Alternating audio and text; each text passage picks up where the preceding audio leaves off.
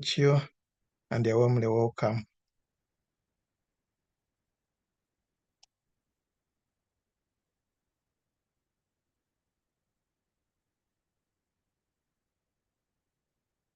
You're welcome, Lydia. Please feel free to let us know where you're logging in from. Dr.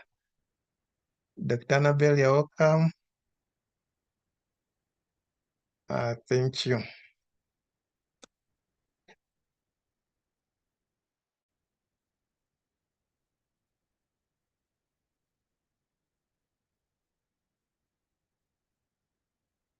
Welcome, Lydia from Wakiso. Yeah, we'll be running up to 6 o'clock. Thank you for putting aside this time to be able to be part of this seminar. Sarah, you're welcome from Kampala. Thank you for joining today's seminar. You're warmly welcome. Yeah, we'll take a few minutes to allow many others to join. I can say at the moment we are 10 online. Elizabeth, warmly welcome from Gayaza. Akona, I hope I've spelled the name rightly, pronounced it rightly, from East London of South Africa. Welcome on the call. Thank you for being able to join today's Family Life Network seminar on parenting. You're warmly welcome.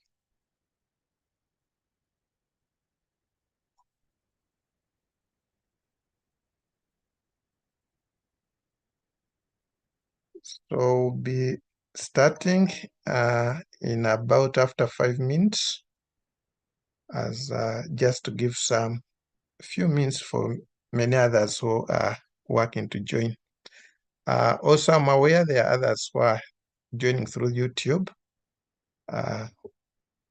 Warmly welcome to our Family Life Monthly Parent Seminar of today.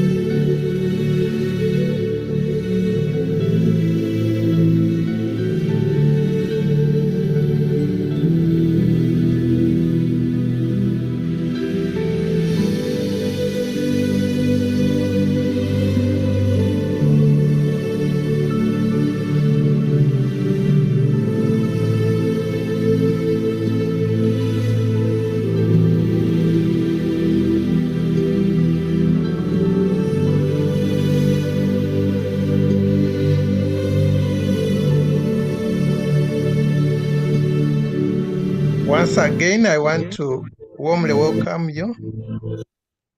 Once again, I want to warmly welcome you to today's Family Life Network Monthly Parents Seminar. At this point, we are just soon about to start, but this moment would wish to recognize you as you join this virtual seminar. Kindly feel free to type your name and the location you're logging in from in case you haven't done so. That will enable us to acknowledge your presence. And we want to thank you so much for blocking off this time to be able to participate in this seminar for your self-improvement and those that you take care of. You're warmly welcome.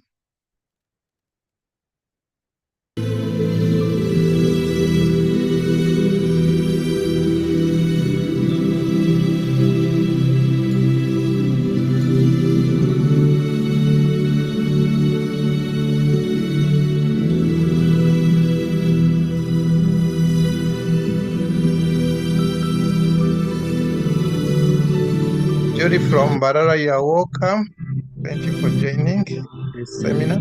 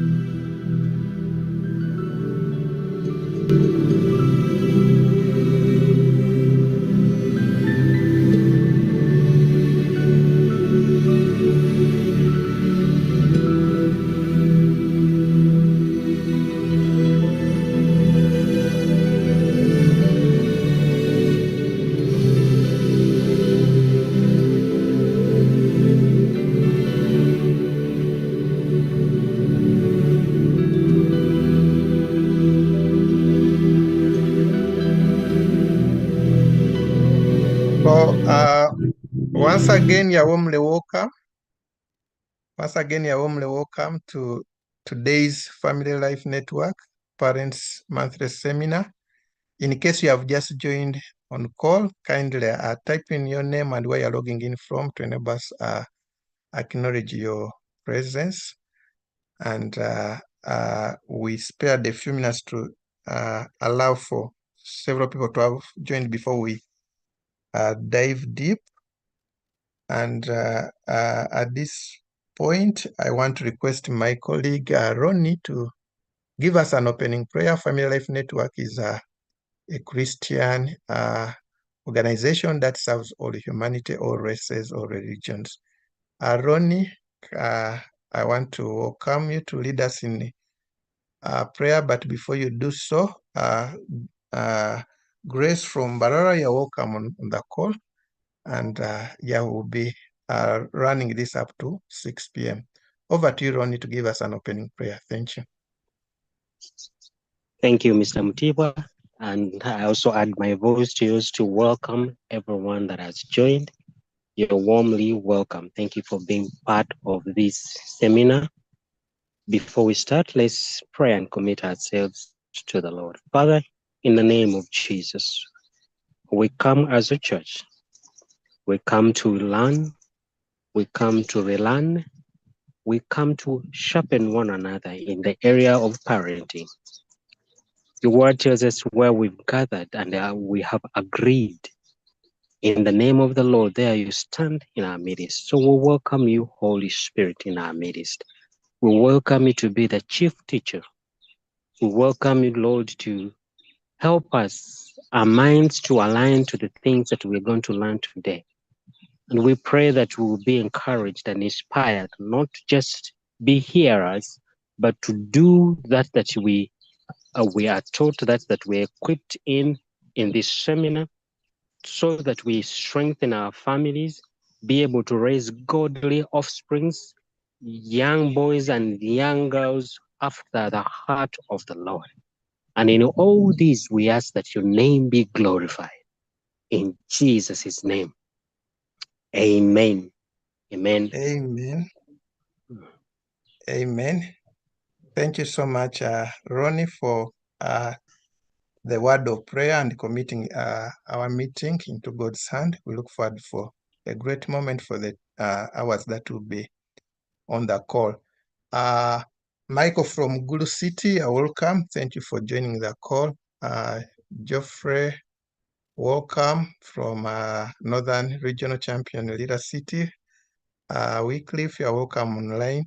Thank you for blocking off this time to be part of this seminar. Thank you all. You are warmly welcome. And right now we are rolling further into today's sessions. And before we go any further, I will take this moment to, I will first of all ask my colleague Ronnie. Ronnie is my co-facilitator. My name is Martin Mutiwa. Let me request Ronnie to introduce himself, then I'll do so as well. Thank you. Over to you, Ronnie, my co-host. Thanks. Thank you, Michael. Martin, sorry, Martin. Yes, once again, we say you are welcome. Welcome. Thank you so much for joining. My name is Ronnie Sumba. I'm a husband to one wife who's a woman. I'm a father of 3 girls, and there is one on the way. We are yet to find out whether girl or boy. And I currently now stay in Buwate. And I'm also an alumni of CPC. So today I'm your co-host. I gladly welcome you in the name of the Lord our God. Be blessed as we study and learn together.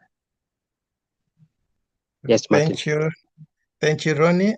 My name is Martin Mutiwa. I'll be your co-host. I'll be co-hosting with Ronnie. And I'm a family person. I'm married to a beloved lady, Joanne, and we have 4 children, 3 daughters and 1 son. And great love benefited from Family Life Network through its various programs. I do volunteer with Family Life Network, and for livelihood, I'm engaged in social development work, consultancies, and I'm pleased to be part of this. So we really, really warmly welcome you, because we don't take it for granted for you to block off this time to be part of Family Life Network seminars. And before we go further into today's theme, we'll take this opportunity to invite our founder, our elder, Mr. Langa, to give us some remarks and also some brief about Family Life Network. And Mr. Langa and his dear wife, Beatrice, are people who are with a lot of passion for family, for parents, for children.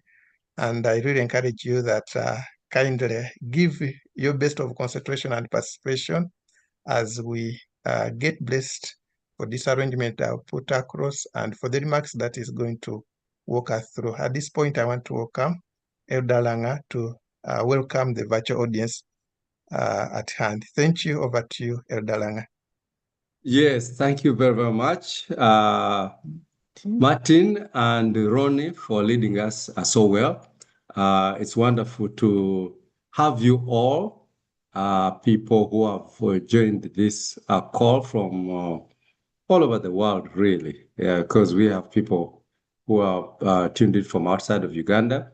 But to first welcome you from Uganda, those from Kampala here, where we are stationed, and then from around the country and from all over the world. We are really happy to have you in this call. And I just ask Beatrice to just greet you briefly. Yes, a good afternoon. In the new month of May, we are only 3 months or 3 days old in this new month. It's difficult to believe that, just what seems like a couple of months ago, we were saying Happy New Year. And now we are in May. And welcome to the monthly parenting seminar, a place where a lot of exchange, a lot of learning, as Ronnie Nsumba was saying earlier, learning, relearning. Some of us also do some unlearning.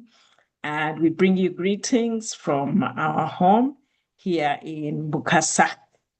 God bless you. In Kampala. Yes. Yes. Now, as we are sharing briefly about this program, I want to encourage you to just tap on your friends, tap on your colleagues, send this message to your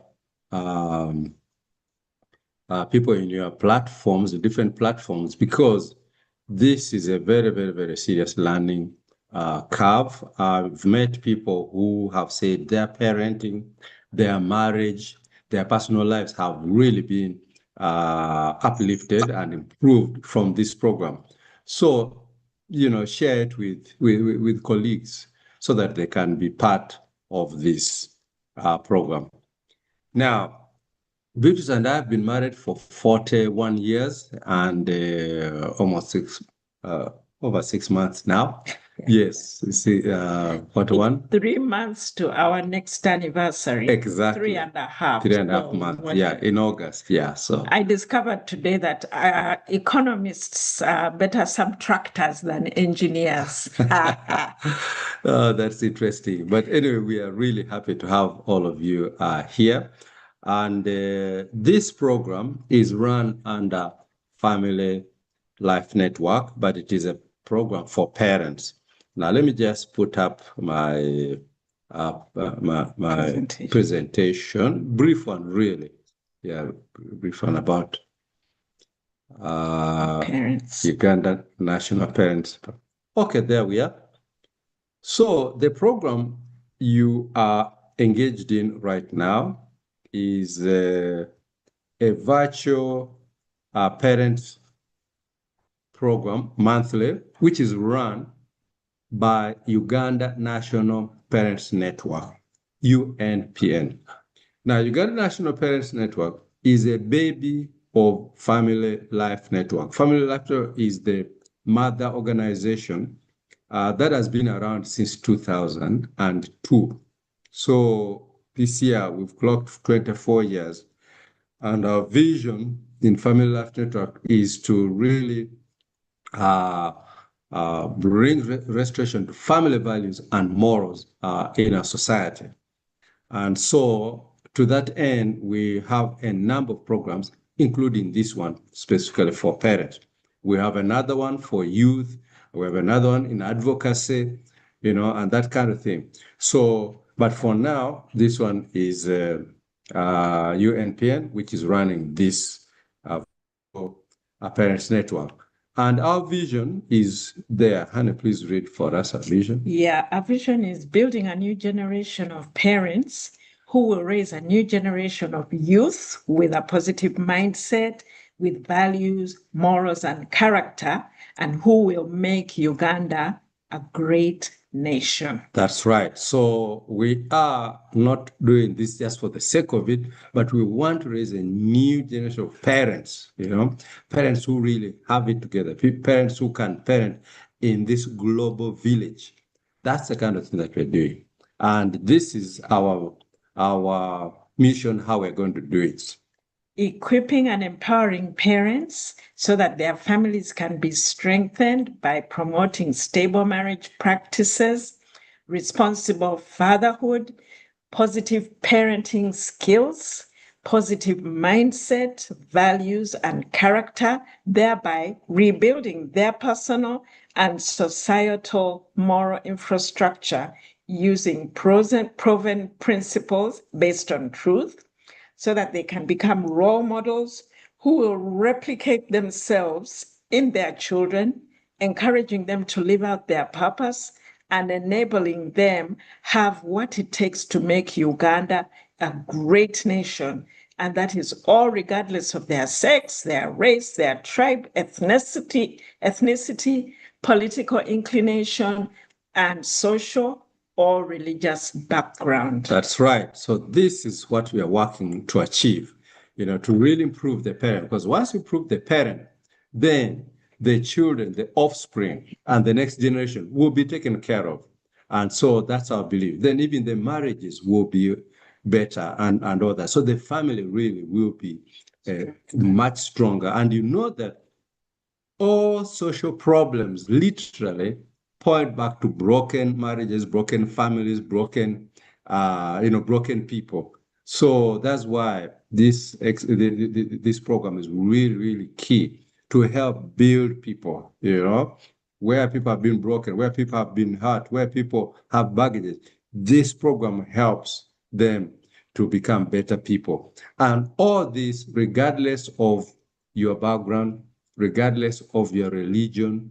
It doesn't matter what religion you come from, because whoever you are, you want a better family. You want happiness in your marriage. You want good parenting skills. So because of that, we are open to all. For us, we are open to all. Whatever your background is, you are welcome. Whether you're religious, you're not religious, you're welcome, because we have something that will help you. Now, we have 5 objectives, but right now I'll just go and highlight one of them. I'll highlight this number 4. Hannah, read it for us. Our 4th objective is empowering parents so that they can effectively engage in advocacy on matters affecting families, matters affecting children, matters affecting parenting, moral education, social services, morals, education, social services, and in so doing, perform their essential social responsibility as parents. Yes, I just want to highlight this and to thank you parents, because we have a parents platform. We have two WhatsApp platforms, because one got filled up, so we've started a second one. And once this fills up, we shall start a third one, because we are really building a mass of responsible parents out there. And if you are here and you have not yet joined, we are opening the invitation to you to join during the process of the course of this program, a link is going to be shared, and also a WhatsApp number is going to be shared, and an email is going to be shared where you can actually respond if you want to join the parents platform, so that after we've had this monthly WhatsApp, sorry, if we have had the online seminar, we continue the conversation in the WhatsApp platforms. So if you want to be part of that, please don't miss out. Make sure that you join through those 3 ways. So anyway, last month, that is April, we shared in the WhatsApp platform the concern about the Marriage Bill 2024. Now, that marriage bill had a lot of challenges and a lot of problems and was being discussed in Parliament, or going to be discussed in Parliament. And so we mobilized you parents to actually engage your members of Parliament so that that bill is not passed. Now, what's the problem with that bill? For some of you may ask. Well, there is the problem with, or are the problems with that bill. Number one, it says that all monogamous, civil marriages can be polygamous. I mean, that's a big challenge. Now, we won't go into the details, but really, it is a terrible thing. Then bullet number 2, can convert a monogamous marriage into a polygamous marriage. For example, we've been married 41 years. That law is saying, once it is put in place, I could say to myself, I think I want another one. This one is not enough. Yeah, this one is not enough. And I can go ahead, get a second wife, much as I've been married in a monogamous marriage for 41 years. That law wants to allow me to do that, and there will be no legal repercussion at all.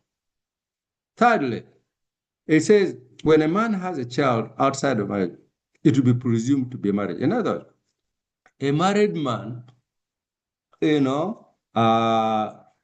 some relationship out there, gets a child, adulterous relationship, that law wants to automatically make that relationship that it is a marriage. Yes.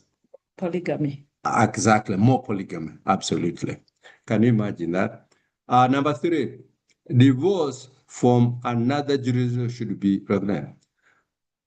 Maybe divorcing your spouse in Uganda can be a problem, and yet in London, maybe it is easier. For example, you can just go and divorce your spouse from London, and once it is done, accepted in London, it must be accepted in Uganda. So you come back and say, look, I've divorced you from London. Much as the Ugandan law here doesn't apply or doesn't want, I've already divorced you. Number 5, it says that a marriage can be broken, or when the relationship is irretrievable breakdown, marriage can cause. Now, that is really not serious, because any marriage challenge or problem can actually be fixed. But you can just wake up one morning and you're tired of your spouse and say, now we are in a situation where it is irretrievable and you should be granted a divorce, just like that. Now, that is very, very serious, very unfortunate. Then the next one, a minister can determine any other kind of marriage at his discretion. Yeah, for a discretion. For example, a minister can say, I think a woman can marry 2 men. I think that one can be accepted. Yeah. A minister can have the power to determine any other kind of marriage. Even 2 men and 2 women. Yeah, 2 men and 2 women. Yeah, whatever. Do you see where that's a problem? And then finally, this bill is more about property than really long life covenant between a husband and a wife. So these are just some of the things. And so we want to thank all of you who did what you did. And we can continue this conversation. Now, this present parliament, the 11th parliament, just has a few days to go because the 12th parliament is about to begin this month. But the old parliament is still meeting. So let's still be vigilant, members. Let's still be vigilant, inform your MPs that this marriage bill be thrown out so that a new one, which is better, which really reflects what marriage should be, we shall be put in place. So we thought we should just share some few things with you and thank you, and just say continue being vigilant in keeping our marriages and our parenting and our families strong. Thank you very much, parents. Over to you, moderator. Thank you so much, Mr. and Mrs. Langer, for those highlights and the passion that you always put to this improvement of families, parents, and children. We really do appreciate. And in case you're online, this is just a reflection of how passionate the Langers are, that even what the government would plan to happen in 10 years, they look out for it, interact with it, and also work with others to see whether, if screened, it is really working in the best interest of our families. So really thank you. And the many people who are keep joining them to push this further for the wellness of the families and parents, we deeply appreciate you. Family Life Network undertakes a lot to improve parents, the children, and an adult, whether married or not, or parenting or not. And we want to give an opportunity to one person. If there's an aspect you would wish to share online, just before we dive deep into raising emotional intelligent children topic, but for purposes of a feedback, encouraging others or letting others to know how transformational some of these programs are, kindly we give a slot to one person to share your side of improvement for the benefit of all of us. So we are calling it a minute or two. Feel free, you can virtually raise your hand or type in the chat, and we support you to share your experience for the benefit of others. Any who would wish to take that slot to share your experience of benefiting from the Life Network program, Family Life Network programs is open. You can, Alex, you'll support me to unmute the person who first raises the hand to get to hear of their side of how impactful this has been.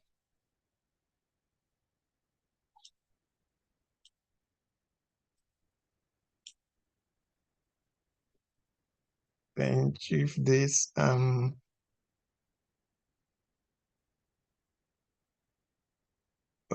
right. At this moment, if that's not coming through, since time is racing against us, Alex, kindly confirm if there's no indication, and I proceed. We can have it much later. Yes, we may proceed as our members continue to chat. Okay, thank you. Yes. So thanks a lot for that feedback. So once again, you're warmly welcome to this Family Life Network Parents Seminar that happens every month. And I can see we are 73 on the call, but also we know the others who are on the YouTube. We thank you so much for blocking off this time to work with us through the time we have until 6 o'clock. And today, in a special way, we are so blessed to have one of our key speakers. She's Mrs. Elizabeth Okero. She will be walking us through the theme of raising emotionally intelligent children, and she graciously accepted to do that for the wellness of the parents and the children. Mrs. Elizabeth is a counseling psychologist with vast experience working in health and social care settings, particularly hospitals, NGOs, and communities. And she's as well serving as a sitting president of the Uganda Counseling Association. She fellowships with Deliverance Church Makerere and a very committed Christian, whereby she's even serving as a deacon in her church. She's married with 3 teenage children, meaning a lot of what she will be sharing with us is from a standpoint of experience and what professionally God has endowed her to be able to better many of us who are on the call. So at this point, please join me in warmly welcoming Mrs. Elizabeth to walk us through today's theme, which is raising emotionally intelligent children. Over to you, Mrs. Elizabeth. Warmly welcome. Okay, thank you so much, Mr. Mutiwa. Good afternoon to those of us who are on this side of the continent. And if you're across the continent, we would greet you in your specific time zone, but I just want to say greetings from my side, but also to appreciate the vision bearers and the organizers of these sessions. I've benefited listening in to some of them, and I can testify to the fact that they are effective lessons in there for us to learn. So thank you so much. And to the audience, thank you for heeding the call to actually log in and be able to learn. We're going to learn together and be able to share just from life experience throughout the years. And today we will be sharing on raising emotionally intelligent children. We will do some reflection, but also each one of us, we are parents, or in one way or another, we are parenting. And we have been nurtured by our parents, so we are children, so at least we have an experience to draw in, an experience to learn from, something to share, and something to take away today. So stay put, and I'll just request that feel free if you would want to drop a comment in the chat. I think feel free to do that even along the way as we go. All right, so let me just get my screen. So just like I said, I'll be sharing and learning as well. While putting together this, I kept doing a bit of reflection on my life, reflection on my growing up, reflection on my parenting. It is an interesting journey. So a lot of reflection on that. So most of what we'll be sharing will be a bit from a professional angle, but also from my experience and also what I have learned from other people. So we will do that. So what are we going to do? Like I said, we will do some reflection, connect with our own experience, but also appreciate the relevance of nurturing emotional intelligence in children, and discover how best can we enhance the emotional skills or emotional learning in children. So we'll focus on that in the next minutes that I have to share with you. Okay. All right. So I just want us to pick on and understand what is emotional intelligence. And this is how I want to think. I was just reflecting on my journey back home from church. And but now I had my experience, and now I want to give you a chance just to think, or maybe just think of any of those one situations. I'll use a driving experience, okay? But you could think of any other situation that within these hours of the day that you have faced, okay? So just imagine you were seated in the driver's seat. So when you are driving, this is actually what happened, but now I'm transferring that scenario to you or someone else. So you know how it can be very inconveniencing in our Kampala road. So someone just comes and drives right in front of you. Now, if you were in the driver's seat and you watch the driver, how would they feel like? Like, what would they feel like? Like, how would that feel for a driver in the seat and someone just crosses your lane? But also, and you don't have to answer, you're just thinking through. And also, how would you know that they're feeling that way? So just imagine someone got angry. So how would you know that they're actually angry? There might be some things that you would look out for. Maybe the tone of their voice, the words that they use, the actions that they make. Yeah, could possibly tell you that. Would you ask yourself also that, how best would they have responded? Was it the right way to respond, or how best would they responded? Or if it was you, how would you have responded? Okay, so mine was a driving situation. I don't know what situation, in life is, if you start a morning to now, there can be multiple situations.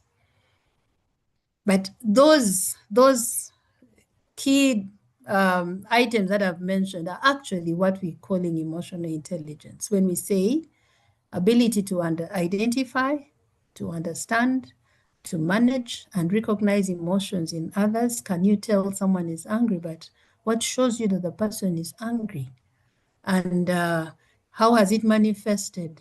How would they have reacted, or in any way? So you're kind of doing a flipping here and there. What is your understanding, but also how can you recognize that in others? And Goleman gives us a very good definition: ability to identify, understand, manage emotions, but also recognize emotions in others. And this is a very important part of who we are. We are our emotions. Yeah, it's a very important part of who we are. And this is what the Bible tells us. In Proverbs 22, verse 6, it says, train up a child in the way he should go, and when he is old, he will not depart from it. Train. Being emotions, we train. Emotions, we are not born knowing how to. We train, we learn them. And so the Bible says, train up a child in the way he should go, and when he's old, he will not depart. That means there has to be some transfer of learning, some instruction, deliberate instruction on how the child should go. Okay? And in Ephesians 6:4, it tells us, and fathers, do not provoke your children to anger, to wrath, but bring them up and nurture. Nurture is a very common word that we use, and just picking on and saying, but what the nurture is something like, it is very intentional. It is not a matter, there's one thing to be present, but it's another to be there. There's being physically there, but are you there? The nurturing is something very intentional. I just went to try to digest the English around it. And so bringing them up, raising them, and nurturing them, that is very key. And the Bible tells us, so emotions, we train our children on how to identify, to understand. So we have to appreciate that there is a learning component to it, okay? And when you ask yourself, so, but why children? We hear emotional intelligence, here, there, but why children? Now, children daily face social emotional challenges. One time we were listening to, okay, some of them were teachers, some of them, of course, most of the people in were parents, but of course they're playing teaching roles. Some of them were policymakers, and when they were pouring out social emotional challenges that children face in schools, I mean, you could listen to the magnitude of it for a day.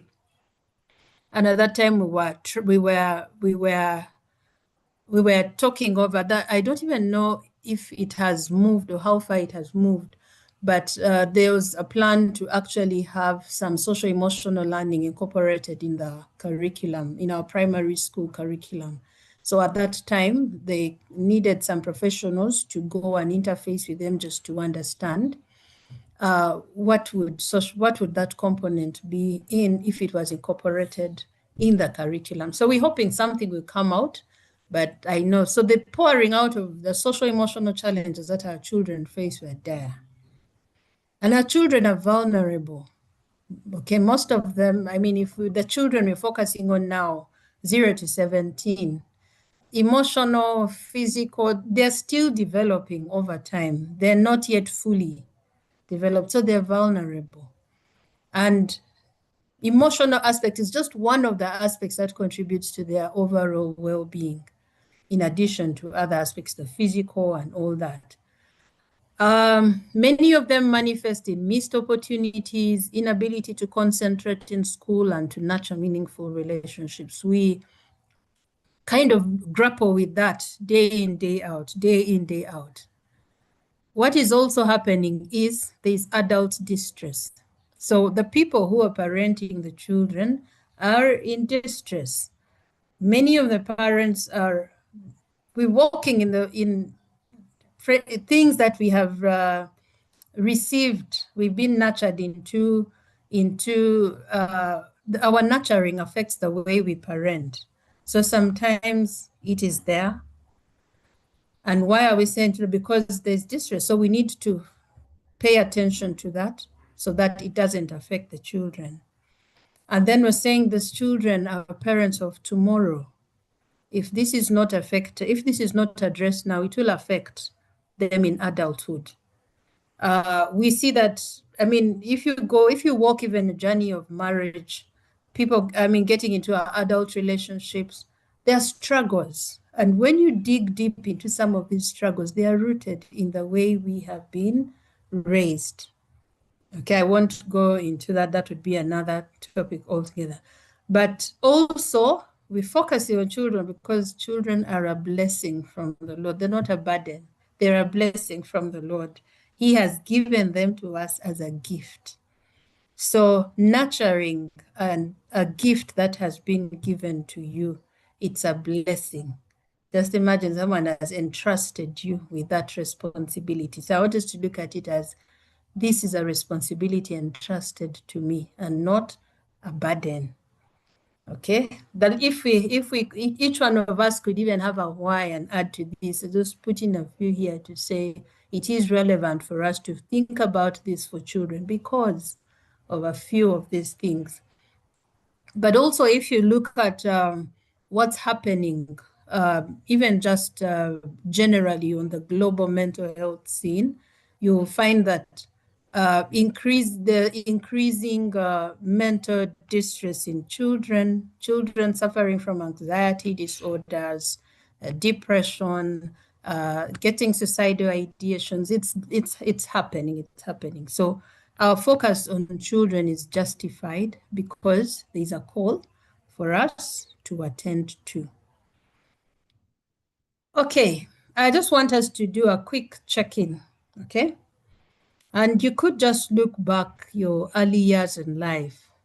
How was life happening for you as a child? If you can recall even your early years, 5 years, 6 years, 8, 10, your teenagers, but just how was life happening? If you just journey back, okay? How did your parents or caregivers show up for you? How did they show up for you? If you can recall, in Africa, if there were no parents, there was someone who was caring. So there was a caregiver. How did they show up for you? What opportunities did you have for you to express your emotions? In some of our cultures, it is forbidden. You just cannot cry. In some of our cultures, you're supposed to be strong. You're supposed to, huddle through. You're supposed to huddle through. So there's no kind of room for feeling and all that, For sometimes, even if it is crying, you're almost beaten for crying, not even paying attention to why you're crying. No one would even have time for that. Okay. But we also know that there have been opportunities where people have actually been, there's been room. So I don't know what it was for you. What opportunities did you have for you to express your emotions? Okay. So that is you in your early years. Okay. Before you even think about what you are doing, but that's you in your early years. Yeah. There was always something that I kept asking myself when growing up. Why we never ever had, maybe until later, house help in the home. But I would listen what other, it was happening in other, but it wasn't happening in our home. Our parents were active in work until retirement. And I kept wondering how. If we had some person to come in, it was possibly a relative, an auntie or so. But later I discovered that there was an incident that I think almost got my parents into almost to court. That we were, our early years was spent in Kenya. So I think maybe, I don't know what the law was by that time, but I think it was in a state where you could even sue your employer or something like that. But I got to understand, I didn't get the full story, but it was something like that. And that means over there, you're going to school, you're coming back home, like everyone is meshed into what needs to be done and all that, take responsibility, this and that, this and that. And for some reason, they also had to mind their work. So we kind of had to learn early enough to be responsible, get things done, organized in whichever way, in that way. And in terms of how, like, if the opportunities for, I think we got too busy. I think everyone had to take responsibility behind that. So at some point I kept thinking, by the way, it seems we got so busy that no one ever had, like, there was no that time of sit and time to tend to, oh, how is someone feeling, and oh, this and that. And yet I recall very vividly experiences of us growing up, as now this was about me and my siblings, where for some reason on our own we kind of just tried to find a way of understanding one another. I tried to recall whether there were any of such deliberate moments, but all I know is life was too busy. Life was too busy. Yeah. I don't know what your reflection is like and what it has journeyed you to, but yeah, many times these happen. And even if you just think about, I took you into a journey of today, what strongest emotion have you expressed today? What are we trying to do? We are trying to reflect, but also we are trying to look back into our history and how emotional expression was done and what it meant for you. Okay, so we'll carry on with that reflection and identify with, we're still trying to understand emotional intelligence, and Goleman takes us through 4 key parts. I'll not go into so much detail of this, but key, even as we think about nurturing emotional intelligence in our children, there are 4 essential aspects. And when you talk about self-awareness, this is vital. How much someone is able to identify with themselves. How do you feel? Like, can you associate that feeling? Why are you feeling that way? How is it connecting with you as a person? Okay. And not being in a point of making it appear it's external to you or so, but being mindful of that. But also, how are you under certain circumstances? How are you under certain circumstances? People are different. So celebrating our differences is good, but you as an individual, appreciating and understanding that about yourself is important. Now bring it into the children for helping emotional intelligence. When you talk about self-awareness for a child, are they able to, it is not, as an adult, yes, you can even be able to voice it out, but children, some of them may not be able to voice it out. Okay? There may not be, if a child has not even started speaking, so how will they even voice it out? How will you help them kind of identify with that? It becomes difficult. But how does a child help you understand how they feel? Okay, how do they help you understand how they feel when they're crying? Are you able to tell that, yes, they're hungry, they're scared, they're afraid? When they're throwing things around, are you able to tell how the child feels and associate it with something? So their behavior is what is communicating, and they're hoping that they can actually get understood. Okay? He talks about emotional regulation. Can you manage or understand now that expression, their thoughts, their feelings that are going through your mind? And even for the child, something is happening. They're exposed to a situation, say, maybe somebody they're not familiar with has come through.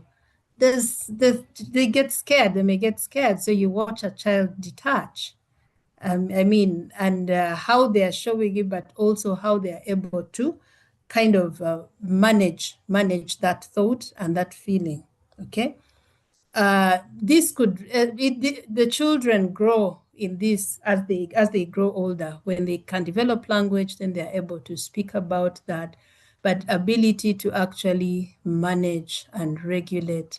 If someone is angry, can they be able to know, yes, I am angry, so may not speak like this, but maybe I may be able to tone my voice down and be able to help someone understand what is going on. Okay? But what do we see sometimes? Some people, when they are overwhelmed, they may just break down and cry. No, they may not be able to even get themselves back together or so. And that is why we're saying we support the children day in, day out to build this. They may not be at it, but we support them to build this. And over time, they learn how to actually do that. Okay. In regard to us being able to help them recognize that, we point out, and we'll go later, we will kind of go specific into this, but pointing some of these things out is very helpful, for them. Okay. As they move on, empathy, social awareness is very important. Can they notice the emotions of others? Can they sense how others are feeling? You know, I have my daughter, she's 13, and she's always very, very particular. Most times when I go to see her and you engage in a conversation, she's very expressive when it comes to yes, she'll talk about herself, but she's also mindful about others. So I'm very keen on asking her, so how are your friends? How is so-and-so? How is so-and-so? She's like, this week, maybe she's not been happy. It seems there's something that is bothering her. So we go into a conversation and we're like, so what do you think is, have you had a chance to talk over with her? She said, yes, I've had a chance to talk over with her. This and this is not settling well with her, you know, but she's always very keen, and she does not quickly dive into something. Even she'll observe adults for you and she'll tell you, I've watched so and so, but I think this and this and this there could be something going on. I've watched the way they're expressing themselves and things like that. So she's always very keen to look around. She's not someone who will budge or dive into something out of excitement. She kind of would want to stay back and try to study and understand people. I one time told her teacher, I said, she is a good leader, and it's something that I think she's talked about. And so the teacher said, well, let's watch. And so when there was an opportunity, and they were asking around, and so she told the teacher that I'm trying to understand the people around me, because I just cannot, I don't want to step into this leadership position without understanding the people around me. Just give me I just want to stay in the background and watch and get to know who they are and how they understand things. And she was very clear and firm on that.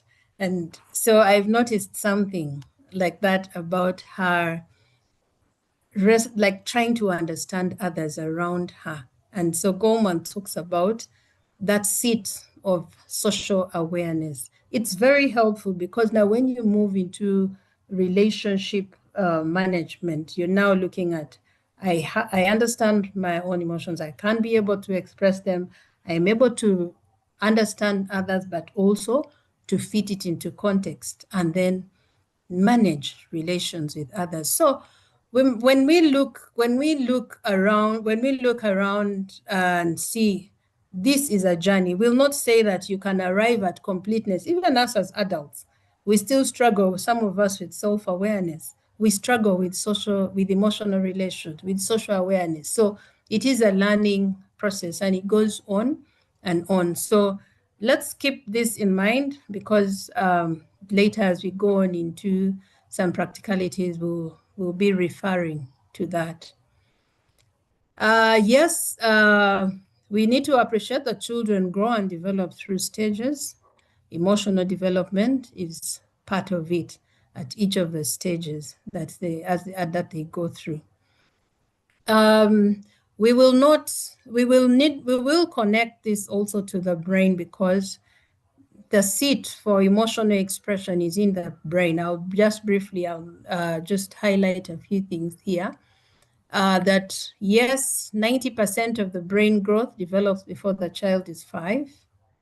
Nervous development grows faster than any other organ in the baby's life. We talk about formation of neurons as soon as the baby is born. And at least by the time they're at birth, they have gained about 25% of its adult growth. So they are children, but God has put in them a capacity to experience life in their special way, And as they grow, it even gets better. So the seat of emotional expression is right in the brain. When a child is born and they start to express through the crying, through the smiles, through the what, they are communicating. But that is facilitated by our process. So if a child, if we'll call them what? Okay, we just call them tissues or cells or so. The science word is the synapses. But every other opportunity, as soon as a child is born, opportunities for expression cause multiple formation of those networks in the brain, multiple for them. So freedom to express. A child can be able to cry, but not just to cry. They cry and then they are attended to. The child is crying, the mother picks up the child, attends to them. The child is sulking, someone goes up to them and has said, I noticed this and this about what is going on. Can we talk? Those are opportunities. So for the child, why we are saying it's before the age of 5 is those connections do happen, and it's facilitated by you as a parent, me as a parent, being able to notice and actually be able to respond and be able to contribute to multiple formation of this, because there's going to come a time when they will actually start to shed off. Okay, I'll just highlight that a bit, because that is where it sits. So in the lower part of the brain, that is where we actually get the seat of the emotions, and the seat of emotions develops much earlier than the thought. And so if you look at the brain here, the lower part is our seat of emotions. The upper part is now the seat of logical reasoning and thought and all that, and thinking. But the lower part is the emotional part of the brain. So for as long as we have a human being alive, they have the capacity to feel. And it's helpful for us to know that. And why is that So because the child is born and they start to experience the world. And as they experience the world, it forms part of them, and it also forms how they relate with others. And normally, as they go through life and go through emotional expression, sometimes they may not have, especially as they grow older, you may find that they kind of has to be some up, down, up, down. So there's an emotional expression. Sometimes they get overwhelmed. They may not even think why. Some of them may not even have time to do rational thought of why they are doing something, and then because they are taken over by emotions. Okay, and so our process, as we shall see later, is more to help them actually calm down, come to terms to understand what is happening, so that they can actually activate their thought and be able to have the continuous process in the brain. Okay, great. So our support is very key. Our support is very key. And how do you support? How you support is more about helping the children learn some of these things in patterns. They learn these things in patterns. They learn these things from observing us in action. They learn by being taught. How can you support them from a dysregulated state to a regulated state? Can they count on you to show up for them when they are in distress? Who else can the child count on? We're saying it takes a whole village. Who else can the child count on? But also, how do we actually teach them to be able to move and balance up in terms of their expression? So what is happening today? We are there's a whole interconnection. You are a parent in your nuclear family, you have your children, the children go to school, they are interfacing with their teachers, they're interfacing with other children. Now they are actually engaging with relatives elsewhere. We are interconnected, okay? As that interconnection is happening, their cultures they're being exposed to. Talk about the digital space, talk about all that. So that is what is actually happening today. The world has opened out. It's no longer that traditional homestead village. The world has opened out. So there's a whole interconnectedness. And what is this telling us? It is telling us that we sit at a position of being able to prepare our children for this. Otherwise, you can imagine how we are going to have a global village that is that has totally gone out of control if you and I do not do our part, because this is what is happening today. The world has opened out. Okay. Digital space, we can access anyone, anywhere. Okay. Children have become more nervous, more irritable, less responsive, okay? Go to the schools, you will hear what they will tell you. Go to the communities, you'll hear what they tell you. The issues of identity are real.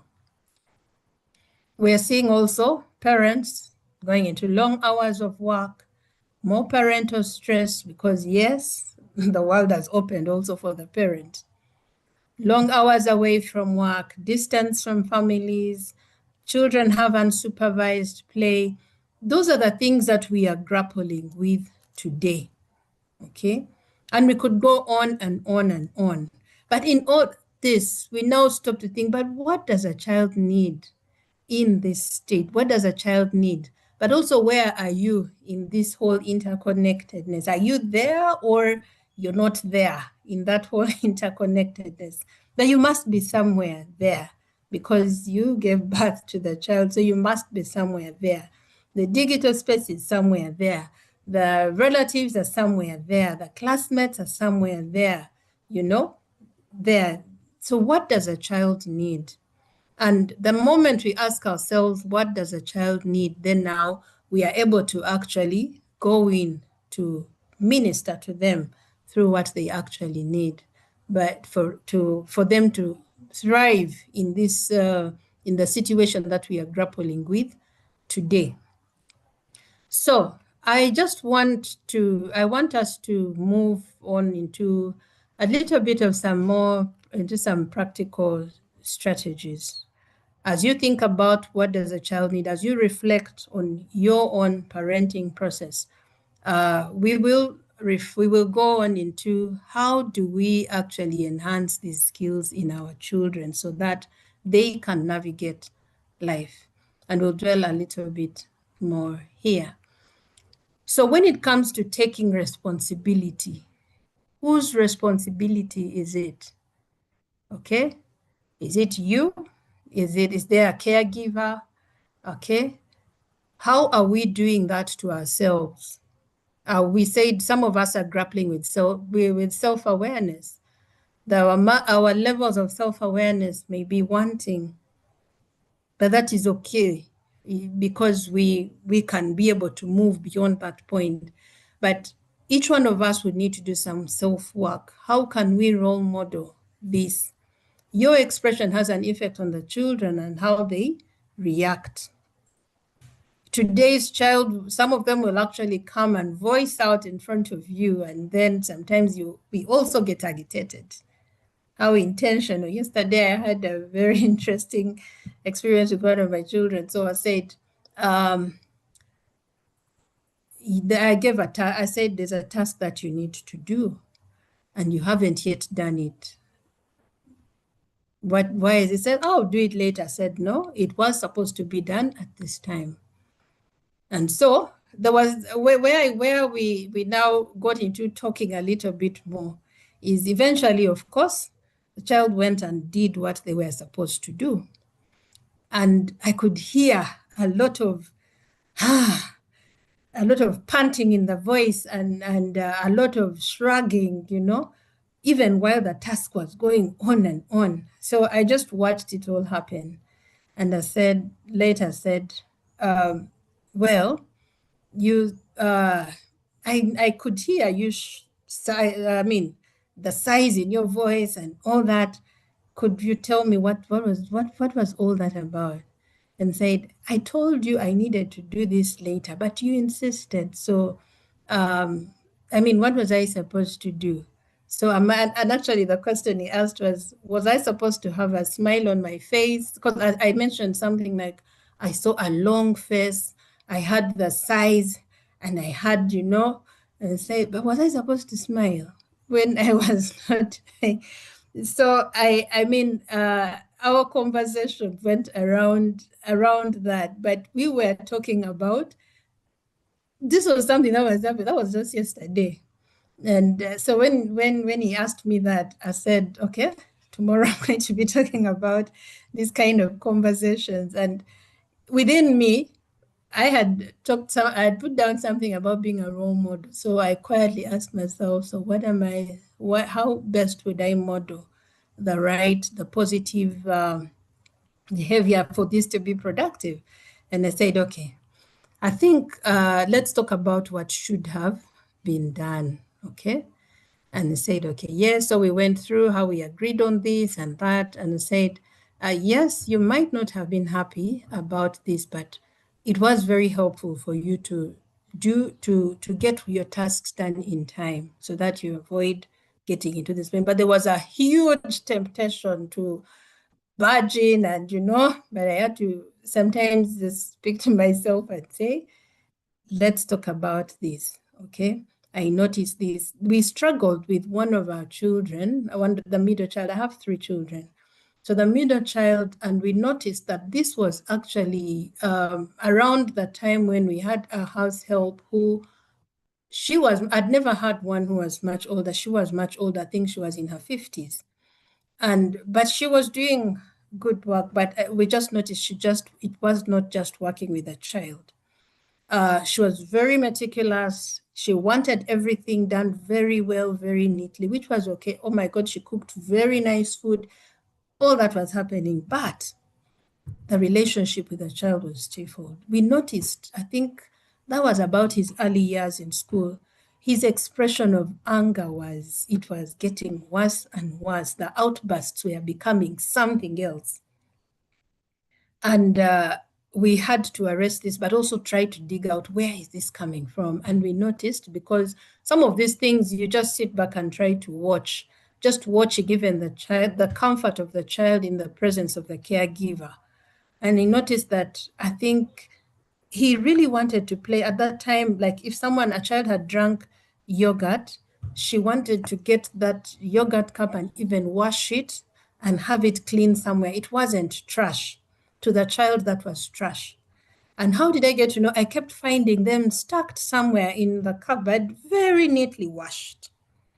And I said, so I kept on noticing pockets and pockets here and there, but we were battling with the outbursts. It was getting way out of hand. And so one thing was being deliberate about was managing, just generally managing anger.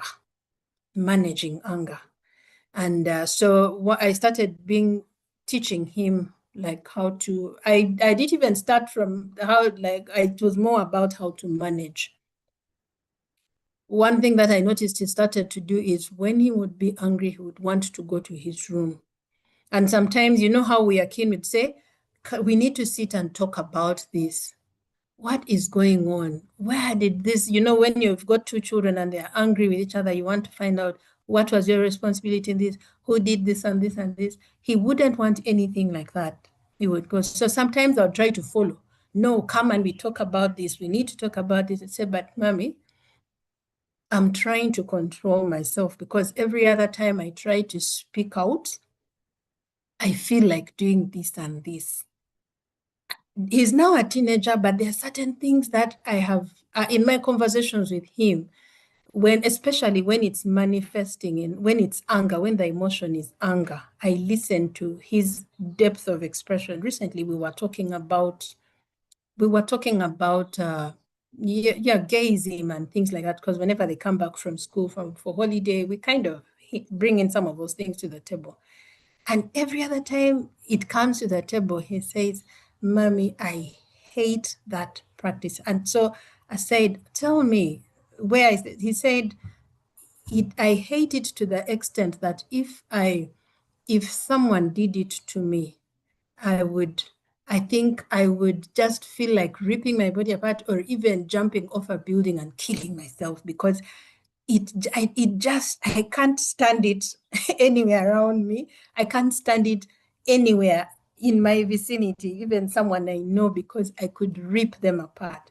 So I was listening, and I was, up to now, I'm trying to gather myself around it in terms of how to because it sits in, we've gone through years, now I'm just getting an emotion of anger and how it is manifesting towards something that he detests, and strongly. And so I am processing it day in, day out, even as I have conversations with him. Okay. So I don't know where the journey or so will get, but I am journeying in that direction. But what was I trying to say? That the way we relate, the way we receive these expressions has an effect on the children and the way they react. But also your responsibility is to facilitate conversations around, can you tell me how you're feeling? But even you as a parent, how open are you to express your emotions? At the time I was having a conversation with my husband, and I was trying to express my feeling, and I said, no, you cannot feel that way. And I said, but that's how I feel. Could you, we kind of had a back and forth. I said, but that's how I feel. I'm being honest. Deep within me, this is how I feel. And he said, no, you cannot feel that way, because when you feel that way, this is how you're making it appear on my side. And we kind of but having those conversations kind of helps us to increase our levels of awareness. But day in, day out, we can never know enough, but it helps each one of us increase our levels of awareness. So how aware are you about your emotions? How intentional are you about tabling them and having a conversation around it? Okay. Building a vocabulary around that is helpful. And our number two, that number one was take responsibility. Number two is normalize the expression. Normalize the expression. what I was describing to you is talk about it more and more and more. Have conversations, not making it like so mechanical, but let it be part of you as we watch it manifest or happen. Can we talk about it? Okay. And not only the strong emotions, even the lighter ones, you know. Yeah, so if someone is angry, if someone is happy, if someone is, I mean, can we notice it? Okay. But normalizing is also, do I have a safe place, a safe space to actually express? A safe space is, can I trust you? Can I trust you with my emotions? Can I trust you with my emotions? Sometimes in my counseling practice, when somebody first is as kind of expressed them and say, thank you for trusting me with your emotion, because it's not easy, but can we create a safe space? Can someone trust you? Can they be able to feel comfortable to express the way they feel around you? Or maybe it's all about masking. Can we talk openly about emotions? Can we create an environment where it's okay? Can we have a culture of checking in with each other, creating a rhythm around it? So how do you feel about this? I noticed this and this throughout the day. At about this time, you seemed to be like this. What was going on? You know, this can be in the family, but even in our communities. How does it happen in school, in home? I was talking about the anger expression. By the way, it happened in school, and this I hope I was just about to, I hope this is a safe space, especially if there's some people who know the school that my children went to early years. But we had a situation at school where, because we talk about being honest, telling the truth, and that son of mine was honest and told the truth about, you know, how the teacher goes to school and say to a classroom and says, those who are doing and this stand up. And he said, yes, he was. So there were number also. So he thought he's standing up with a group of others. And when he looked behind, he was the only one standing. And actually, when he came home, he faced off. He said, you've always told me to tell the truth, but this time the truth didn't go well with me. Because he earned himself the teacher just came and gave him slaps on the face. And he said, I was boiling within me and I wanted to do this and that, but I stood, faced the teacher in the eye and did nothing. I just remained eyes, and it seemed it also took the teacher by storm that he just was not seeing any expression. The child was not crying, the child was not yelling or fight, nothing. And when he finished, he said, as soon as he was done, I sat. But it didn't settle well with me. Of course, later I had to literally go to the school, had to engage in a conversation with the teacher, engage in the conversation with the administration, and make sure that this does not continue. Okay. But explore situations at home. So at home, you might be doing that, but what about school? How are you encouraging the child? But even you in school, we do school in community. We may not be in the school as teachers, but you are a parent. How are you working with a teacher to facilitate that expression? We're not sending our children to school and staying back at home. Our situation with teachers and children is collaborative. So even in the school, so check in with the child, even as you go see them in the schools, as you engage with the teachers, check out with the teachers. You can also help the teachers be keen about some of these things because we know the children. But also keep validation at the center. We don't judge. If someone says, this is how I feel, you don't say that's not how you're supposed to feel. But we validate. Validating, like acknowledging that, oh, this is actually what it is. That is very helpful, not to judge them. So there's no right and wrong way of how someone should feel. Normalizing is also building a vocabulary around it. How are you feeling? Are you happy? Are you confused, angry, worried, annoyed, scared? These are very helpful to build a vocabulary for children, but also we can use them, even adults. It's very hard sometimes. Yesterday I was with a group of mothers and I was asking them, we were talking about, so tell me about this. How did it make you feel? What was your response? But of all the 6 who spoke, only 1 was able to identify with how she felt. So everyone unconsciously did not actually bring out how they felt. And I realized naturally we kind of we don't connect with it so closely. But as we say in normalizing, it is very important that we do that.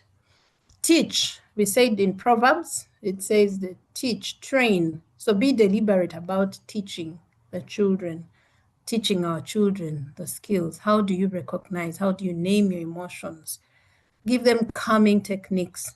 I would teach my son, I've spoken about him because it was very deliberate. And he even testified one time, he said, these days I am more calm. And what were we teaching? We're teaching, okay, we tried a punching bag, like go and do this and this. But the one he formed by himself is just go to his room and just be there and have no one around him. Of late, music works very well for him. But what is there to teach? It should be something that is around their world, something they can identify with, something that is healthy, not something that is going to cause harm or that is going to even get them worse. So generally, anything that can calm them down. Co-regulation is you regulating yourself, them regulating, like we all doing it, not them and then you are high there, okay?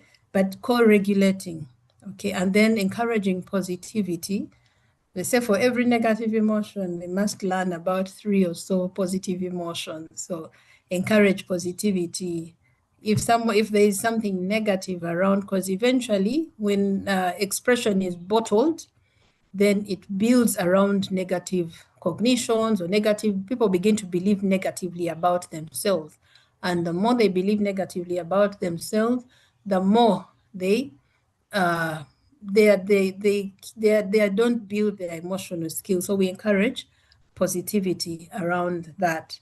And I've just bundled these into 3 categories to try to help us see how we can arrive at the point of building self-awareness, practicing emotional regulation, trying to build social skills, because as you work on yourself, you even become more aware of others, but also how to relate with others would be very helpful, okay?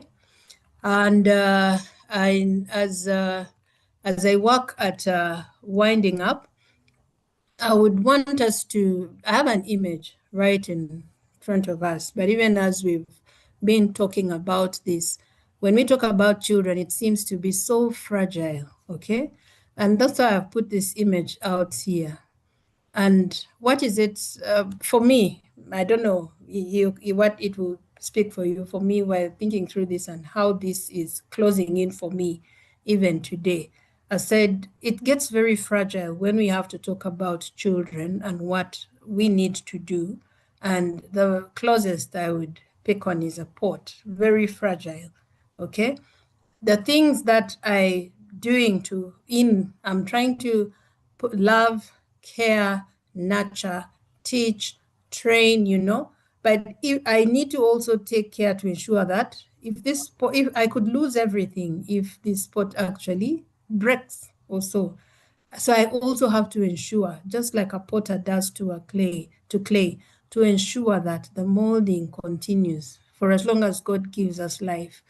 The molding continues, but also a legacy that you leave even when you're not there, that you have nurtured, you have cared, you have taken care of that gift, that heritage that the Lord gave you, and you have done your responsibility.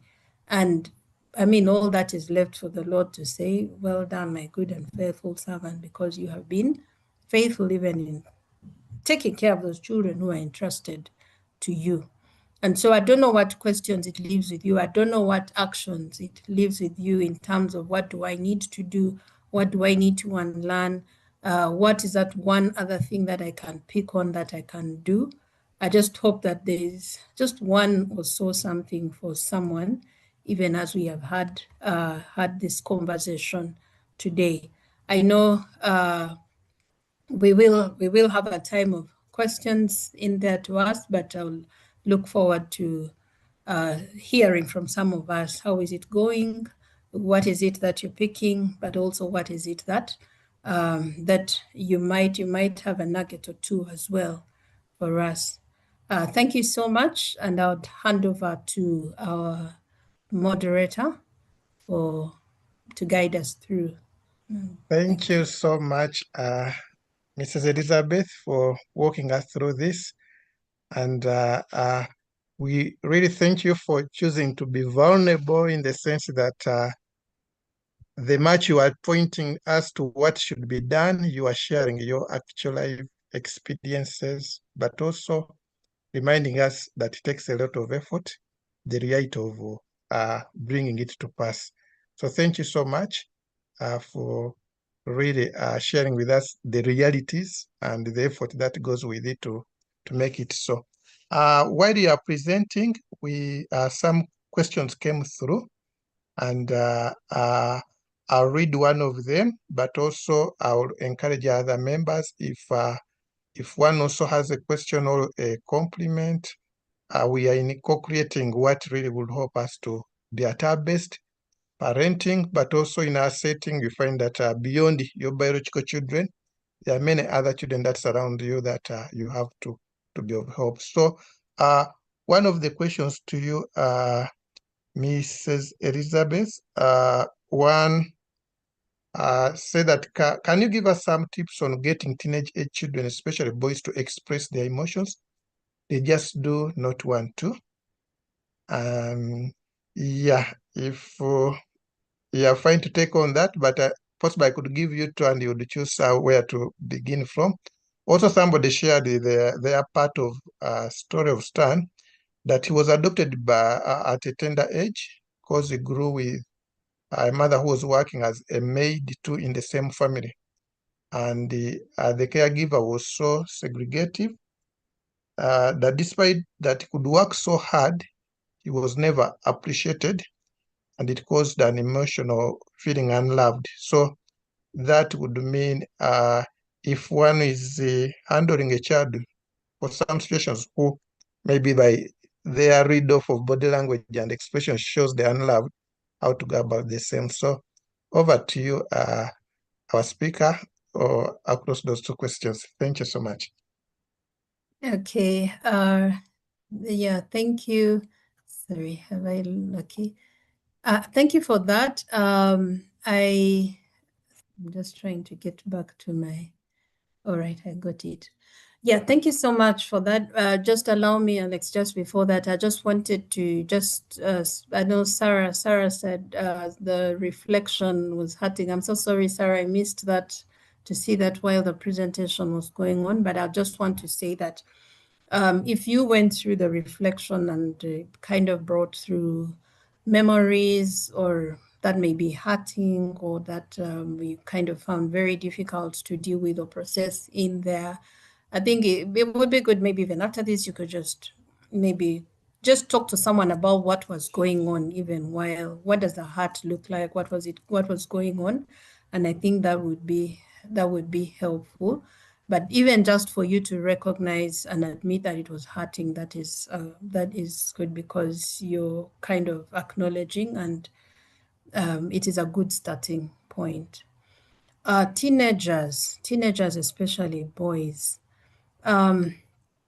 Before I, okay, what I have found helpful is not speaking to them in there too. I have two boys and one girl, in mass. I found it very helpful to do one-on-one. They're very difficult to get. Like if I've come back home, it's very difficult to get them. Like you'll find the girl maybe would come sit around and talk like that, chit chat. Sometimes the boys may be very difficult to come to. They'll welcome you back, then maybe go into their rooms or something like that. So I've found it comfortable, even just go to where they are, go to where they're playing, and have spontaneous, like not even programmed, just have spontaneous conversations with them. Notice maybe this and that, and just talk. and say, tell me, I noticed that you seem to be pacing around and you seem to be in deep thought. What's going on? And I found it very helpful, especially when I do it spontaneously. But I also appreciate that, personalities are different. So you need to want to know the kind of personality of your child, but also just to understand their environment. So for me, what works well is just being spontaneous, not programmed that, okay, let's sit, we are going to talk. When you program, I'll just end up getting a block. You'll just sit and say nothing. But when it is spontaneous, as it happens, it has been very, very helpful. Me growing up as a teenager and watching my brothers when we were growing up, I would see that my parents did that a lot in community. Like we had not necessarily biological aunties or so, but we had people who would call family, or you'd look at them as parent figures. That was me growing up with my siblings. And I saw this happen, but I've also seen it in some pockets of communities here. And we've also done that for our sons, where we've kind of worked with community, especially who they are comfortable with, including the grandmother as well, by the way. So we've found what we're looking for is opportunities for them to actually open up and share and all that. So we've done the spontaneous one, but also we've found that, and I've learned that when growing up, our parents thrived a lot in that. So we had those parent figures, and they would come, and we respected them and looked up to them as parents because we could be accountable to them. We could go to them. They were our go-to place whenever we needed. They would be there for us. Even today, as we are adults, they're the kind of people who I can still go to, me as an adult, because we kind of built that relationship at that time. So I could share it in that way, but get to know their personality. But also, there must be something that works out well. What I've noticed with the boy, but the teenage children, remember, as they grow up, especially as they are trying to grapple and get to understand and form their sense of identity and things like that, there's a lot they grapple with, and they are more. They would want to be more open with their peers and express like that. So, trying to understand their world and what works for them may be very helpful. And thank you, Geoffrey, for sharing that. Sorry, was that a question? Oh, okay. Yeah. So I think, that's what I'd say. Back to you, Alex. Thank you. Still, sorry. a situation for handling a child who the read off is the child from their stand, they are unloved. How do you break that kind of barrier and hope to get along with them? Thank you. Okay, Mr. Butiba, please say that again. Geoffrey's mention, through reflection, he noted that during his childhood, because of the situation that surrounded him, he was unloved from his point of stand. So how best would one hope? Why I'm asking this, there are children who may live in difficult situations, but as they relate with those away from their family, that can be their fallback and the point of getting back onto line. It can be from a point of a teacher, can be point from maybe where they relate with. So how best, if somebody reads that to be the situation, how best could they help such a child get emotionally better? Thank you. Okay, so we have a situation where a child feels unloved. And I'm not quite sure, maybe the age, I think that the age would be helpful. But when children struggle, they grapple with just trying to even just to understand themselves. They trying to understand themselves. And as they are trying to understand themselves, sometimes there are parts of themselves that they kind of may not want to deal with or so. And when a child gets to a point where they're feeling unloved, it is not you may find a bigger percentage of that is not coming from, it may be stemming from the way they perceive themselves, but also the way they perceive others. Okay. Now, for such a child, I think it would be good to just pay close attention to what's going on. If they're in a school setting, what could be going on at home? What are their circumstances back at home? Some children are actually coming from their biological homes but feeling unloved. And even while we were talking, we said that there must be certain situations that may be fueling that, which we may need to go into a little bit deeper to understand. Who are the caregivers? Are they with their parents? Are they with other significant caregivers? What is going on in the home situation? We also said we as parents, sometimes we grapple with even just not knowing how best to show love to our children. Okay, so I believe there's a lot to dig through in the back for us to be able to help this child, one, to identify with themselves, and then be able to look at things from the perspective of others. And that would require just being in the present, getting to be in the world of the child and try to understand it a little bit more together with the nurturers or with the caregivers. I think that would be helpful. But there's a lot deep that may be deeply rooted behind the feeling of unloved, which we can unpack for us to be able to actually support the child build a positive sense of self. Okay. Yeah. Thank you so much. Still a lot of thanks for you for the great effort and the length to the same in helping us and sharing from your point of experience. Thank you. To our virtual audience, I wanted also to let you know that in case you intend to reach out to Family Life Network, we've been posting some contacts in the chat. Those contacts take the form of a phone contact, an email, and a link. Any of them can be good for use. And also, as we wrap up this, we have about 22 minutes to 6 o'clock when we'll be closing.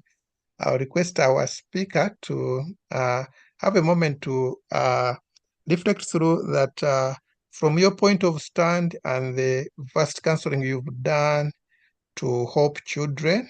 You'll share with us which trends could be quite scaring, just looking through the cases you handle. Just some highlights of which trends could be worrying and how possibly to go about them. But from a point of your standard, where is the bigger problem? Because through this work, Family Life Network, we think there could be common worrying trends that may be, we may need deeper insights that these are the trends in place. How best do we equip ourselves or prevent them or go about them? So just a request, your parting comments, the pointers, and what you think is critical. Thank you. Over to you, Elizabeth. Okay, thank you. Thank you so much. I'd highlighted a few of them, but maybe I'll just start from the older children, the teenagers. And I think we have seen this a lot on the media. Suicidal ideations, suicide attempts among the teenagers. We have seen this day in, day out. Most of these, you've seen, they'll say someone, they got their results. They got their results from the exam, and if they didn't do well as they had planned, and someone just takes their life. There are those who are battling with family problems, and we as parents, sometimes we lay this bare before the children, and it's all visible about how we are grappling with our adult issues, and it rubs so much. Sometimes we think they don't understand, but they do, and they will communicate. I've had conversations with my children who come home and say, Mommy, so-and-so is not happy because their parents are not together, but they don't know what to do. And my daughter calls herself the psychologist of the class. And so she comes and asks me, so what do I go and tell them? Yeah, but we're going through a lot of parental conflict, and it's rubbing so much on our children. Mr. Langa was telling us, we're talking today about the bill and all those things, but you can see that it's if we don't do anything, it's going to get from bad to worse, and it's going to spread and affect the children. Yeah, and drugs and alcohol. I've witnessed now children. I was so, I don't know what it was, but I got a young girl and being supported for something else. Of course, later I discovered the parent, it was for something else. And later I discovered there were also drugs and alcohol and substance abuse, and was asking me, I have a group of friends, we need to go as a group and actually see, we want to see a counselor. And they were willing to pay. It was very interesting because they said each one of us will pay 10,000 shillings. And I connected them to someone who would work with them. And it was I was just thinking today, a young person grappling with something, but even comes out of themselves to say, I am going to seek help. I mean, I said, well, this was positive, but it is not, if you go around in the schools, go into the schools, it has polluted everywhere. Okay. But this is coming from, I told you that we opened out, the digital space is opened out. Life is now looked at in comparison with what's going on everywhere. If it's not happening the way it is the other side, then maybe it's not life. So they'd want to almost craft a life which is somewhere else into their world, because that's when now they would feel that they kind of belong to this global community or something like that. So it's very rampant. I mentioned earlier that there are a lot of anxiety disorders among the children, but what is fueling it could be so many things.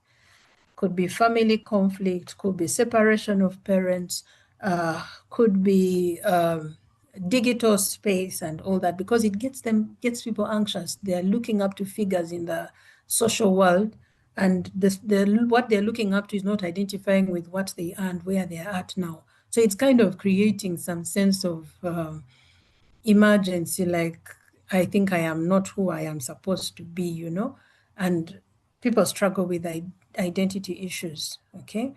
We've mentioned also, especially, yes, so the anxiety disorders, of course, most of those, if later, could even result into depression and all those things.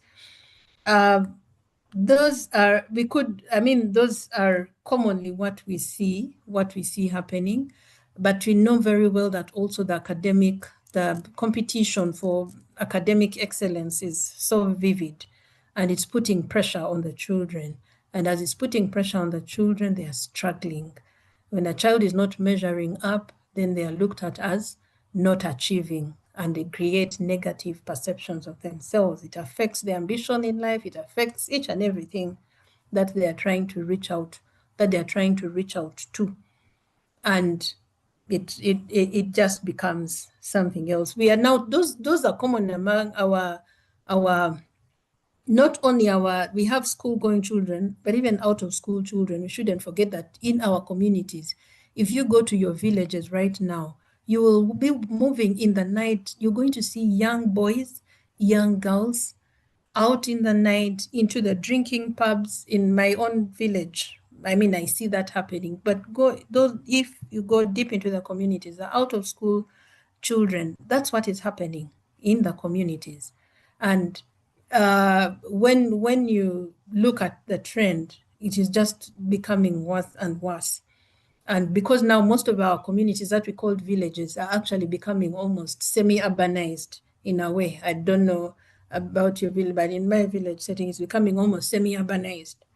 And we are having some of these young people, they are dropping out of school literally because the life out there seems to be easy to go to, and they'll kind of settle. So most of those you'll find, I don't want to go to school.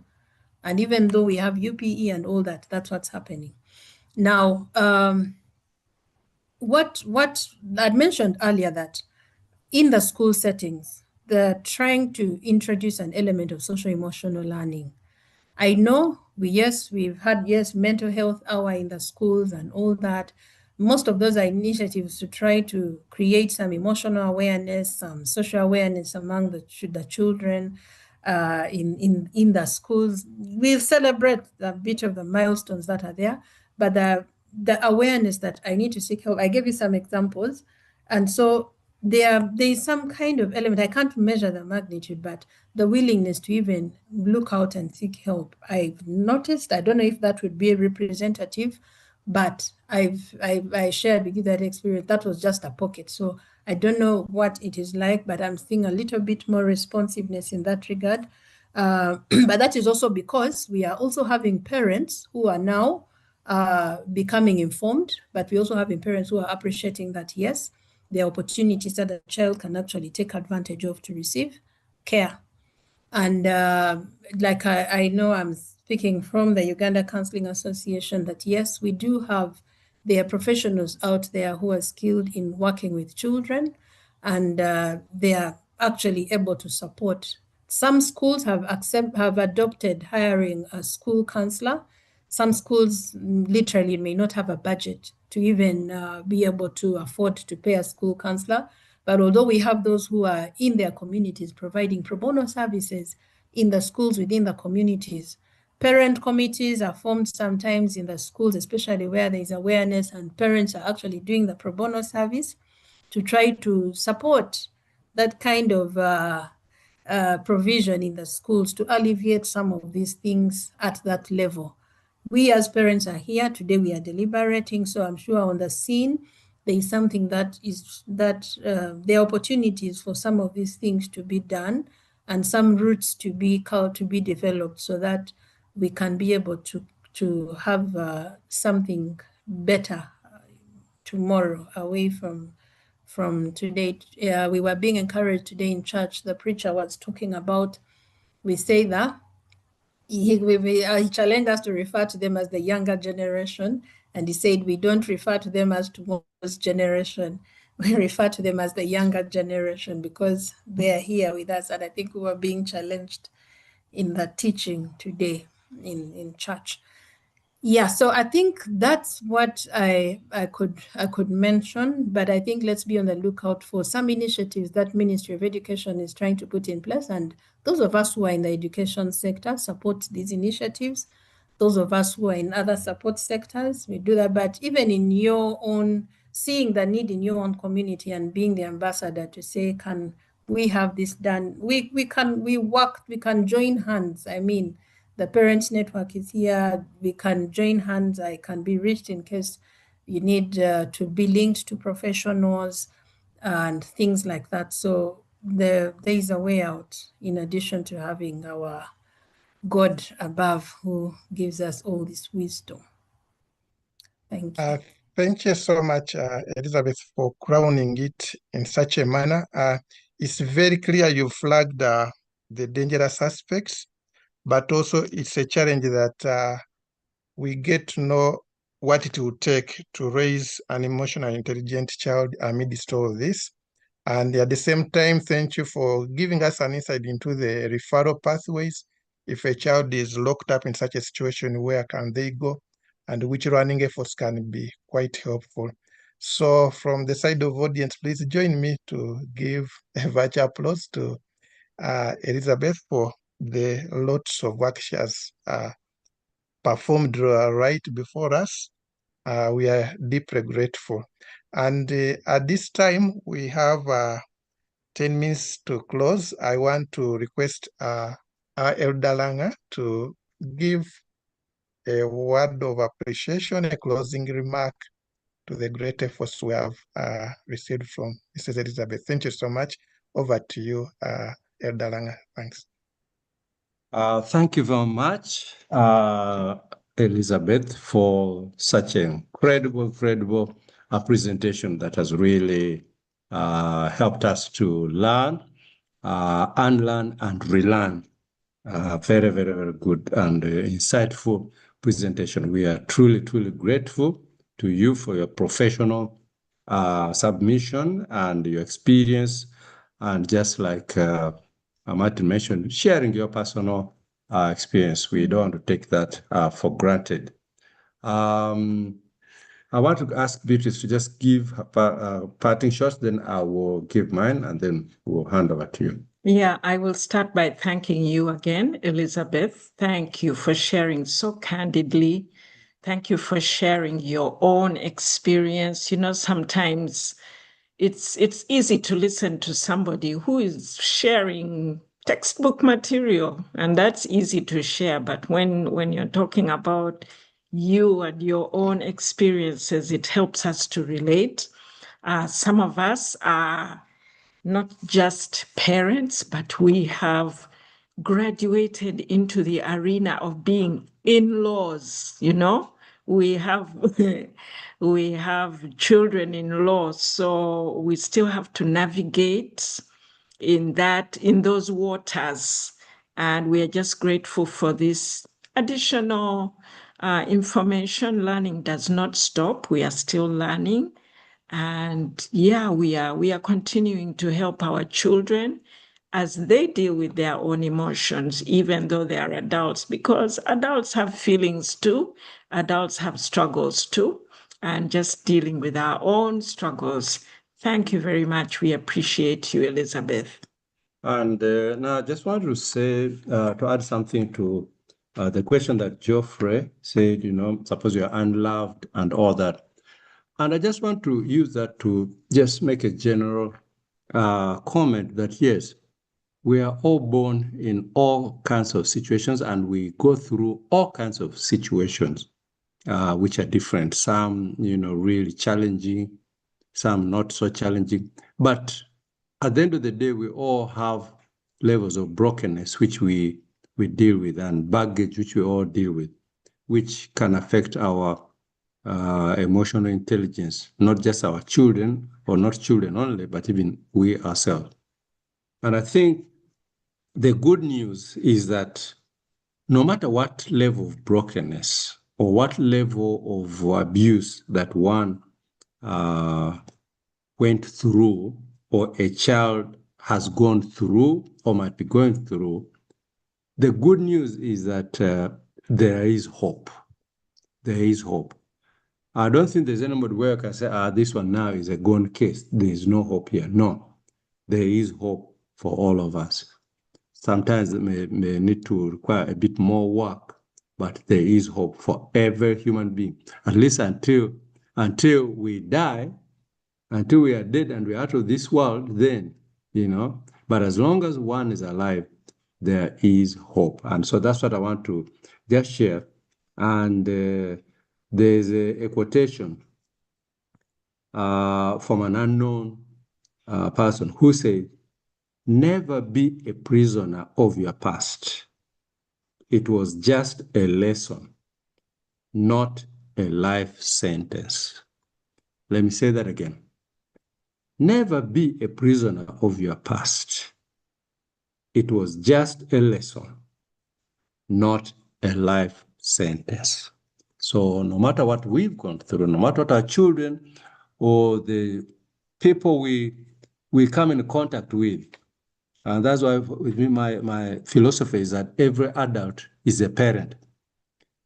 Because you may have a biological child, or a child can become under you, even if they're not biological. So you need to know what to do. And so that is something that we encourage, that no matter whether we're biological parents or not, we should be able to have this information and knowledge to be able to help others. And I want to close by just emphasizing again and again the importance of stable families. It has been proved that stable families provide the best outcomes for men, for women, and for children in wealth, in health, and in well-being. Well-being means happiness, you know. just stable families. And that's why we are so passionate about the family. Because once you can fix the family, a lot of these emotional challenges, a lot of this emotional instability can actually be arrested or managed with stable families. Because one of the things that stable families does is to provide the best stable psychological or environment for us to function at our best in as far as our emotions, our emotional intelligence is concerned. So I want to encourage you, work on your families, work on your marriages, work on your parenting, and as parents, let us play our parental responsibility as well as our social responsibility. Where if bad laws are coming, like the laws which I mentioned at the beginning here, the bad marriage law, because with the bad marriage law, it makes marriage a battle place. In fact, one lawyer who was worked with us looking at that marriage bill said, this bill is just going to make us lawyers rich because the marriage and the family is going to be one battlefield. One battlefield. And he said, once it is a battlefield, then you can be sure, I'm sure Elizabeth will tell you that is where emotional chaos will actually happen if the marriage and family is a battleground. So let's work together as parents. I want to encourage you, join the parents group if you have not yet joined. The information is there. Get in touch so that you join the conversation, which will continue from here on the WhatsApp. Incidentally, there we share the recordings and all that kind of stuff so that you can have an opportunity to reflect, to revise, and to learn deeper these monthly lessons that we have. So thank you. Have a wonderful month. And over to you, moderator. Thank you so much, Elder Langa, for the compliments and further useful information in wrapping up this and crowning it so well.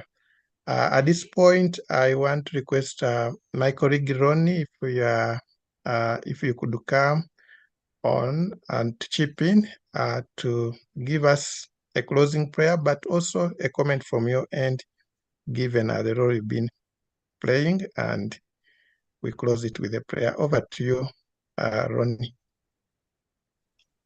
Yes, thank you so much. Thank you much. And I also want to thank our guest speaker.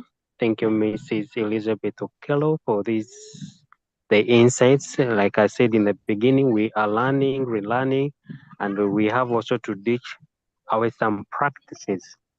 So raising an emotionally intelligent child, one of the things that I learned and I took away from the CPC is being my child's ally. So I would just to add on what our speaker has been teaching us today, parents, be encouraged to make your children friends. Make friends with your children. It will make the conversations natural, more than just a Q&A. What is this? What did you do? What that? Let it flow naturally from a friendship point of view. That's what I would encourage us. And there you will be also able to get the real emotions out of our children and be able to name every emotion that that is going on in their lives.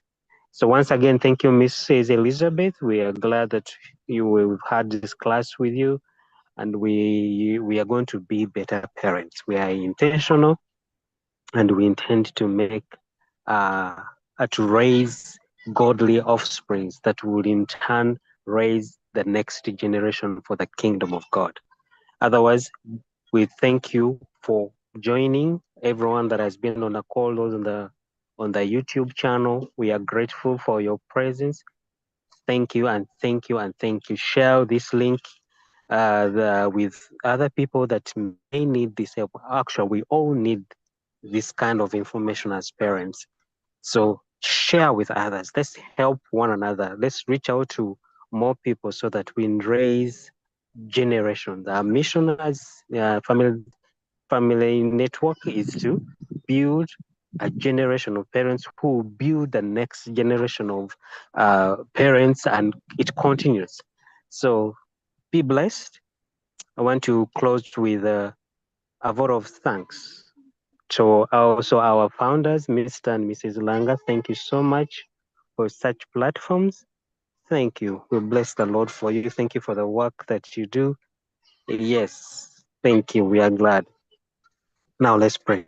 Father, in the name of Jesus, we want to thank you. We want to bless your name for such a beautiful time to learn, to engage. Thank you, Lord. Thank you, Jesus. And I pray that, Lord, that everything we've learned today here on this platform, Lord, we shall not remain on book, but Lord, you grant us the grace, the wisdom that we need to put in practice the things that we've learned.